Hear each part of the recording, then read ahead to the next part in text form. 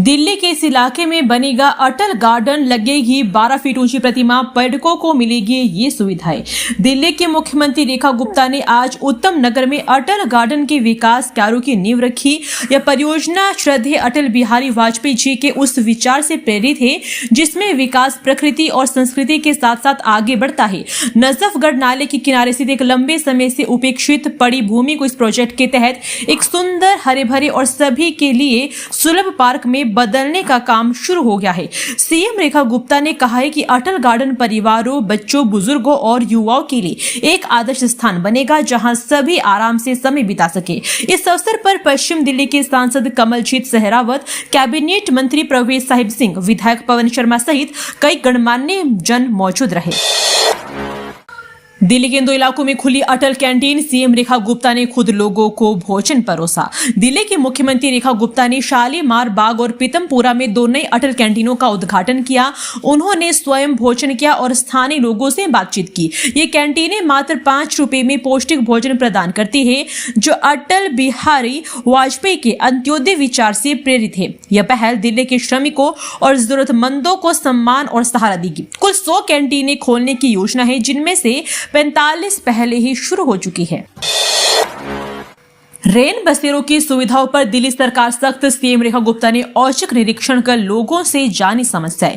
मुख्यमंत्री रेखा गुप्ता ने दिल्ली के रेन बसेरों का औचक निरीक्षण किया, बेघर लोगों की समस्याएं जानेंगे और सरकार की ओर से बेघरों को उपलब्ध कराई जा रही सुविधाओं के बारे में भी जानकारी लेगी। इसी कड़ी में शुक्रवार देर रात सीएम रेखा गुप्ता ने कश्मीरी गेट रैन बसेरा का औचक निरीक्षण किया और वहां रह रहे लोगों से बातचीत की और उनकी समस्याएं जानी। डीसीएम ने अपने अधिकारियों को चेताया है कि मुख्यमंत्री रेखा गुप्ता कभी भी किसी रैन बसेरे का निरीक्षण कर सकती है। अगर इस दौरान किसी भी तरह की कमी पाई गई तो किसी को भी बख्शा नहीं जाएगा। 27 साल बाद बीजेपी की सत्ता में वापसी, एमसीडी में भी लहराया परचम, उपचुनाव में आपके लिए जगी उम्मीदें। दिल्ली विधानसभा चुनाव 2025 में भाजपा ने 27 साल बाद 48 सीटें जीतकर सत्ता में वापसी की। रेखा गुप्ता मंत्री मुख्यमंत्री बनी। आम आदमी पार्टी को हार का सामना करना पड़ा और उसने नगर निगम का शासन भी खो दिया। कांग्रेस लगातार तीसरी बार खाता नहीं खोल पाई। आबकारी घोटाला और मुख्यमंत्री आवास विवाद आपकी हार के प्रमुख कारण रहे हैं। भाजपा ने दिल्ली में ट्रिपल इंजन सरकार बनाई। इंडिगो की फ्लाइट 20 घंटे लेट, पैसेंजर ने एक्स पर मांगा होटल और मुआवजा। पढ़े क्या है डीजीसीए का नियम। दिल्ली में घने कोहरे के कारण इंडिगो की गुवाहाटी दिल्ली जोधपुर उड़ान 20 घंटे देरी से चढ़ी। एक यात्री ने एक्स पर शिकायत की कि उसे होटल नहीं मिला और महत्वपूर्ण बैठक छूट गई। मुआवजे की मांग की। इंडिगो ने मामले की समीक्षा का आश्वासन दिया। डीजीसीए नियमों के अनुसार प्राकृतिक कारणों से मुआवजे का प्रावधान नहीं, पर लंबी देरी पर भोजन और होटल देना एयरलाइन की जिम्मेदारी। दिल्ली में बड़ा प्रशासनिक फेरबदल, नए जिलों में भी तैनात किए गए डीएम। दिल्ली में जिलों के पुनर्गठन के बाद दिल्ली सरकार ने नए जिलाधिकारी और उप जिलाधिकारियों की तैनाती की है। दानिक्स और नए आईएएस अधिकारियों सहित कुल 85 अधिकारियों को जिम्मेदारी दी गई है। यह भाजपा सरकार बनने के बाद इतनी बड़ी संख्या में अधिकारियों की पहली तैनाती है। रवि दधीच, रंजना देशवाल, जी सुधाकर जैसे कई अधिकारियों को नए जिलों का प्रभार सौंपा गया है, जबकि 2022-23 बैच के आईएएस अधिकारियों को भी एसडीएम बनाया गया है। दिल्ली में होगा वंदे मातृशक्ति महोत्सव का आयोजन, दिग्गज विभूतियां करेगी शिरकत। नई दिल्ली के डॉक्टर अंबेडकर इंटरनेशनल सेंटर में वंदे मातृशक्ति महोत्सव का आयोजन किया जा रहा है। यह महोत्सव भारतीय संस्कृति में मातृत्व के गौरव की पुनर्स्थापना और राष्ट्र निर्माण में योगदान देने वाली माताओं को समर्पित है। इसमें राष्ट्रीय महिला आयोग की अध्यक्षा विजया राहटाग और योग गुरु स्वामी रामदेव, पूर्व न्यायाधीश ज्ञान सुधा मिश्रा और भाजपा सांसद बांसुरी स्वराज सहित कई प्रमुख हस्तियां शामिल होगी। महोत्सव में पुस्तक विमोचन, भजन संध्या और सांस्कृतिक प्रस्तुतियां भी होगी। यमुना की मुख्य धारा में 110 मीटर तक ग्रैप 3 में भी चलता रहा अवैध खनन, रिपोर्ट में खुलासा। राष्ट्रीय हरित अधिकरण में गाजियाबाद की यमुना नदी में अवैध रेत खनन पर संयुक्त समिति की रिपोर्ट सामने आई है। रिपोर्ट के अनुसार यमुना की मुख्य धारा में लगभग 110 मीटर अंदर तक खनन किया गया है और ग्रैप 3 लागू होने के बावजूद अवैध खनन जारी रहा। एनजीटी ने सभी पक्षों को 4 सप्ताह में जवाब दाखिल करने का निर्देश दिया है। मामले की अगली सुनवाई 17 मार्च को। दिल्ली बीजेपी सभी विधानसभाओं में करेगी अटल स्मृति सम्मेलन का आयोजन, पूर्व पीएम के विचारों को दी जाएगी जानकारी। दिल्ली भाजपा 28 से 31 दिसंबर तक सभी विधानसभा क्षेत्रों में अटल स्मृति सम्मेलन आयोजित करेगी। इसका उद्घाटन 25 दिसंबर को कस्तूरबा नगर में नितिन नवीन में किया था। इन सम्मेलनों का उद्देश्य नए कार्यकर्ताओं को अटल बिहारी वाजपेयी के जीवन और विचारों से अवगत कराकर पार्टी के संगठनात्मक चरित्र को मजबूत करना है। पार्टी के राष्ट्रीय और प्रादेशिक नेता शेष 69 विधानसभाओं को संबोधित करेंगे। कुलदीप सिंह सेंगर को जमानत के बाद विवाद में नया मोड़, पीड़िता ने सीबीआई जांच अधिकारी पर उठाए सवाल। उन्नाव दुष्कर्म मामले में पूर्व विधायक कुलदीप सेंगर की जमानत के बाद पीड़िता ने सीबीआई जांच अधिकारी पर गंभीर आरोप लगाए हैं। पीड़िता ने सीबीआई मुख्यालय पहुंचकर शिकायत की कि अधिकारी ने न्याय प्रक्रिया से खिलवाड़ किया, जज से सांठगांठ की और फर्जी दस्तावेज शामिल किए। पीड़िता की मां ने भी जांच अधिकारी की कार्यप्रणाली पर सवाल उठाए। सीबीआई ने हाईकोर्ट के आदेश को सुप्रीम कोर्ट में चुनौती दी। नर्सरी एडमिशन 2026-27 दाखिला के लिए आवेदन करने की समय सीमा समाप्त, 23 जनवरी को जारी होगी पहली सूची। राजधानी दिल्ली के निजी स्कूलों में नर्सरी दाखिले के लिए आवेदन प्रक्रिया शनिवार को समाप्त हो गई। शिक्षा निदेशालय के अनुसार 1700 से अधिक स्कूलों में 4 दिसंबर से शुरू हुई इस प्रक्रिया में बड़ी संख्या में अभिभावकों ने आवेदन किया। पहले चयन सूची 23 जनवरी को जारी होगी, जबकि दूसरी सूची 9 फरवरी को आएगी। अभिभावकों को स्कूलों की वेबसाइट पर नजर रखने की सलाह भी दी गई। दिल्ली के 2.5 लाख परिवारों को मिल चुका है मुफ्त गैस कनेक्शन। अब 13,000 नए लाभार्थियों को भी मंजूरी। दिल्ली के मुख्यमंत्री रेखा गुप्ता ने त्यागराज स्टेडियम में आयोजित कार्यक्रम में प्रधानमंत्री उज्ज्वला योजना के तहत 5100 महिलाओं को निःशुल्क गैस कनेक्शन, सिलेंडर और पूरा उज्ज्वला सेट वितरित किया। उन्होंने इस मौके पर कहा कि इस योजना से महिलाओं को धुएं वाली रसोई से मुक्ति मिल रही है, जिससे उनका स्वास्थ्य, समय और आत्मसम्मान सुरक्षित हो रहा है। दिल्ली में अब तक इस योजना से करीब 2.5 लाख से अधिक परिवार लाभान्वित हो चुके हैं, जबकि 13,000 से ज्यादा नए लाभार्थियों को भी स्वीकृति मिल चुकी है। मुख्यमंत्री रेखा गुप्ता ने इसे प्रधानमंत्री नरेंद्र मोदी के दूरदर्शी नेतृत्व की देन बताया, जो महिलाओं को सम्मान, सुरक्षा और आत्मनिर्भरता प्रदान कर रही है। दिल्ली पुलिस का एक्शन, 1700 की ठिकानों पर रेड, 3964 पकड़े गए, 1200 से अधिक जवान लगाए गए। दिल्ली पुलिस ने ऑपरेशन आघात 0.0 के तहत दक्षिणी, पूर्वी और दक्षिणी जिलों में बड़ी कार्रवाई की। डीसीपी हेमंत तिवारी, अंकित चौहान और संयुक्त आयुक्त एसके जैन के नेतृत्व में 1200 से अधिक पुलिसकर्मियों ने 1700 से ज्यादा ठिकानों पर छापेमारी की। इस दौरान 3964 लोगों को गिरफ्तार किया गया, जिनमें संगठित और स्ट्रीट अपराध से जुड़े अपराधी शामिल थे। नए साल की तैयारियों के बीच अपराध पर लगाम लगाने के लिए यह अभियान चलाया गया। दिल्ली के लिए अगले 2 से 3 दिन काफी खतरनाक, हवा की गुणवत्ता होगी जहरीली, ठंड को लेकर भी येलो अलर्ट। दिल्ली में वायु गुणवत्ता गंभीर श्रेणी के करीब पहुंच गई है। शनिवार को राजधानी में वायु गुणवत्ता सूचकांक 385 यानी कि बहुत खराब श्रेणी में दर्ज किया गया। कई क्षेत्रों में AQI 400 के ऊपर यानी गंभीर श्रेणी में रहा। अगले 2 से 3 दिनों तक दिल्ली की हवा जहरीली बनी रहेगी। केंद्रीय प्रदूषण नियंत्रण बोर्ड के आंकड़ों के अनुसार बृहस्पतिवार को AQI 234 यानी खराब श्रेणी में था, लेकिन शुक्रवार को यह 332 बहुत खराब श्रेणी में पहुंच गया। शनिवार को इसमें और गिरावट आ गई। CPCB के समीर ऐप के आंकड़ों के अनुसार राजधानी में स्थित 40 वायु गुणवत्ता निगरानी केंद्रों में से 14 केंद्रों में AQI 400 से ऊपर दर्ज किया गया। आनंद विहार सबसे अधिक प्रदूषित रहा। 15 स्थानों पर हवा की गुणवत्ता बहुत खराब श्रेणी में रही। सिर्फ NSIT द्वारका के AQI 300 से नीचे रहा।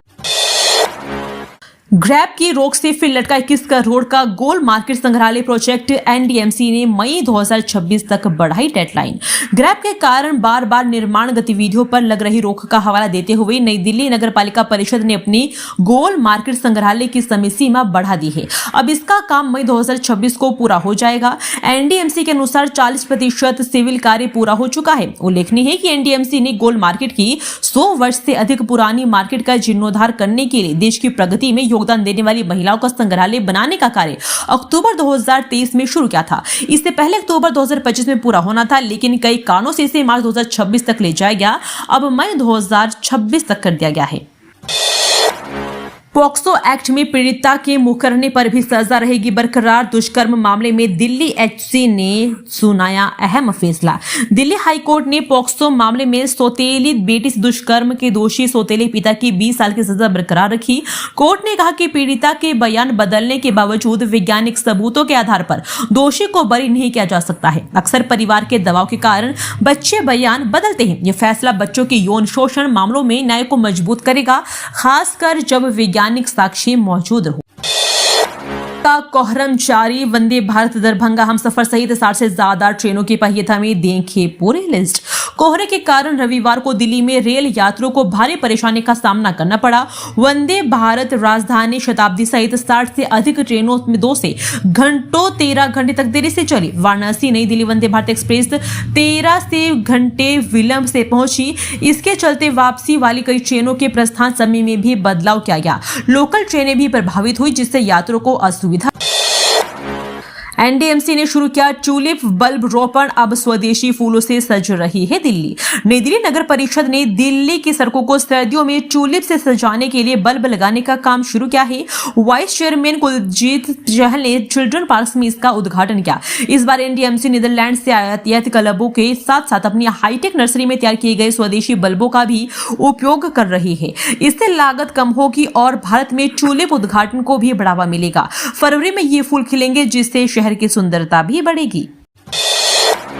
सरहदों से ऊपर इंसानियत। भारतीय डॉक्टर ने पाकिस्तानी युवती को दिया नया जीवन। पाकिस्तान की अफशीन गुल गर्दन की दुर्लभ बीमारी एटलांटो एक्सेल रोटेटरी डिसलोकेशन से पीड़ित थी, जिससे उसकी गर्दन 90 डिग्री मुड़ गई थी। दिल्ली के अपोलो अस्पताल के स्पाइन विशेषज्ञ डॉक्टर राजगोपालन कृष्णन ने मानवीय संवेदना के तहत निःशुल्क सर्जरी की। 2022 में सफल इलाज के बाद अफशीन अब अपना सिर सीधा कर पाती है। उनके परिवार ने इसे सरहदों से ऊपर इंसानियत की मिसाल बताया। दिल्ली पुलिस का एक्शन। 1700 ठिकानों पर रेड। 3966 पकड़े गए। 1200 से अधिक जवान लगाए गए। दिल्ली पुलिस ने ऑपरेशन आघात 3.0 के तहत दक्षिणी पूर्वी और दक्षिण जिलों में बड़ी कार्रवाई की। डीसीपी हेमंत तिवारी, अंकित चौहान और संयुक्त आयुक्त एसके जैन के नेतृत्व में 1200 से अधिक पुलिसकर्मियों ने 1700 से ज्यादा ठिकानों पर छापेमारी की। इस दौरान 3964 लोगों को गिरफ्तार किया गया, जिनमें संगठित और स्ट्रीट अपराध से जुड़े अपराधी शामिल थे। नए साल की तैयारियों के बीच अपराध पर लगाम लगाने के लिए यह अभियान चलाया गया है। कई राज्यों में एटीएम लूट का मास्टरमाइंड मुबारक अली दबोचा गया। मेवात के इस गैंग ने रखा था परेशान। क्राइम ब्रांच ने मेवात के शातिर एटीएम लुटेरा गिरोह के मास्टरमाइंड मुबारक अली उर्फ मुब्बा को गिरफ्तार किया है। वे कई राज्यों में एटीएम उखाड़ने के मामलों में 1 साल से वांछित था।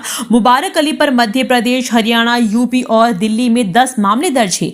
उसकी गिरफ्तारी से इस गिरोह का पूरा नेटवर्क खत्म होने का दावा किया जा रहा है। फजीराबाद में एक्सिस बैंक के एटीएम से 29 लाख से अधिक की लूट में भी वह वांछित था। विजयनगर पुलिस बनी जीवन रक्षक। फंदे से युवक को उतारा, 10 मिनट तक देते रहे सीपीआर, लौटाई सांसें। अक्सर पुलिस की भूमिका कानून पालन कराने तक सीमित दिखाती है, लेकिन बृहस्पतिवार की दोपहर विजयनगर पुलिस ने यह धारणा बदल दी। चौराहे पर वाहन चेकिंग कर रही टीम एक सूचना पर जांच की नहीं, जिंदगी बचाने की दिशा में दौड़ पड़ी। एक बंद कमरे में फंदे पर झूलती सांसों को लौटाने की यह कहानी पुलिस के मानवीय चेहरे की मिसाल बन गई। 25 दिसंबर को विजयनगर थाना क्षेत्र के टी पॉइंट पर दरोगा सतीश धामा, अशोक कुमार और संजीव कुमार चेकिंग अभियान में जुटे थे। तभी एक महिला घबराई हालत में पुलिस के पास पहुंची और बताया कि उनके 25 वर्षीय भाई हीरो ने घर के अंदर फांसी लगा ली है और कमरा भीतर से बंद है। सूचना मिलते ही तीनों पुलिसकर्मी महिला के साथ शिवपुरी गली नंबर 6 स्थित मकान पर दौड़ पड़े। कमरे का लोहे का दरवाजा अंदर से बंद था। मथुरा रोड पर भारत मनपम के आसपास दूर होगी जलभराव की समस्या। छोटा नाला बनाने की योजना तैयार। मथुरा रोड पर भारत मनपम के पास जलभराव की गंभीर समस्या बनी हुई है, जो प्रगति मैदान सुरंग बनने के बाद और भी बढ़ गई है। लोक निर्माण विभाग ने इस समस्या के समाधान के लिए मथुरा रोड के किनारे डब्ल्यू पॉइंट स्काई वॉक से डीपीएस तक एक छोटा नाला बनाने की योजना तैयार की है। इस परियोजना में भैरव मार्ग, टी पॉइंट और इंद्रप्रस्थ फ्लाईओवर के बीच रिंग रोड का हिस्सा भी शामिल होगा, ताकि वर्षा जल को बड़ी नालों में मोड़ा जा सके। कार्य आवंटन के 1 महीने के भीतर काम शुरू होने की उम्मीद। ऑपरेशन आघात 3.0 नए साल से पहले दिल्ली पुलिस की ताबड़तोड़ कार्रवाई, 966 लोगों को किया गिरफ्तार। नववर्ष समारोह से पहले दक्षिण पूर्वी दिल्ली में चलाए गए एक व्यापक अभियान के दौरान दिल्ली पुलिस ने 966 लोगों को गिरफ्तार किया है। इस दौरान पुलिस ने हथियार, ड्रग्स, अवैध शराब और वाहन जब्त किए हैं। एक अधिकारी ने शनिवार को इसकी जानकारी दी। उन्होंने बताया कि ऑपरेशन आघात 3.0 नामक अभियान साल के अंत में उत्सवों के दौरान लोगों की भारी आवाजाही को देखते हुए संगठित अपराध, सड़क अपराधों और अपराधियों की गतिविधियों पर अंकुश लगाने के लिए शुरू किया गया था। यमुना प्राधिकरण ने 2000 करोड़ से बनाया 1508 एकड़ का लैंड बैंक, वैश्विक कंपनियों पर नजर। यमुना प्राधिकरण ने औद्योगिक निवेश आकर्षित करने के लिए 8 माह में 2000 करोड़ रुपए खर्च कर 1508 एकड़ का लैंड बैंक तैयार किया है। इसका उद्देश्य एप्पल, माइक्रोसॉफ्ट जैसी नामचीन वैश्विक कंपनियों को आकर्षित कर हजारों युवाओं के लिए रोजगार सृजित करना है। प्राधिकरण को प्रदेश सरकार से 2500 करोड़ का ब्याज मुक्त ऋण भी मिलेगा, जिससे भूमि अधिग्रहण में तेजी आएगी। नोएडा इंटरनेशनल एयरपोर्ट से निवेश का आकर्षण बढ़ा है।